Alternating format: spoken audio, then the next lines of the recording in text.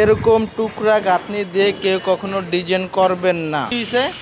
ওই যে কোবলা মারটা আছে, কোবলা মারার পরে যখন একটা তারা ঢুকেছে, তারপর দ্বিতীয় তারা ঢুকানোর পরে তারপরে ওয়াল অস্ত্রে নিচ দিয়ে উঠে গেছে।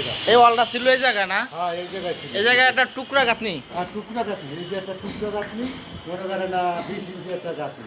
হ্যাঁ, এটা যখন তার কাটা মারান ধরছেন, যে কোবলা মারা ধরছেন, তখন এটা বাইঙ্গা বাইরে পড়ে গেছে।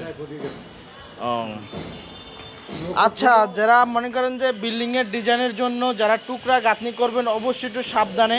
কিন্তু এই জায়গায় একটা টুকরা গাঁথনি ছিল, এই গাঁথনিটা আমরা এরকম কোবলা মারতে গেছি, এই ক্ষেত্রে এটা কিন্তু বাইরে পড়ে গেছে। আপনাদেরকে দেখাচ্ছি, এটা কিন্তু পড়ে যে টিনটা ফুটা হয়ে গেছে এবং সম্পূর্ণ ইট নিচে পড়ে গেছে।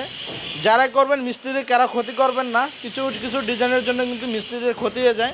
আজকে কিন্তু একটা মিস্ত্রি খুব অঘটন ঘটে যেত, এই কোবলা মারা যাচ্ছে, এই জায়গায় একটা লিনটেন হবে এই বিধায়, কিন্তু এই জায়গায় এই অবস্থায় কিন্তু একটা দুর্ঘটনা হওয়ার দরকার হয়ে গেছিলো।